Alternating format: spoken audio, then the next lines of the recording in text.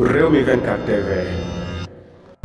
dal leen ak jàmm mercredi 23 août Ahmed Khalifa Niass borom gëmal door moom mii di Ahmed Khalifa Niass ñu gisoon ko ak Ousmane Sonko dem ba mu yàgg rek ñu gisaat ko mu mel ne rek moom Ousmane Sonko dafa am lu doxaat seen diggante moom mii di Ahmed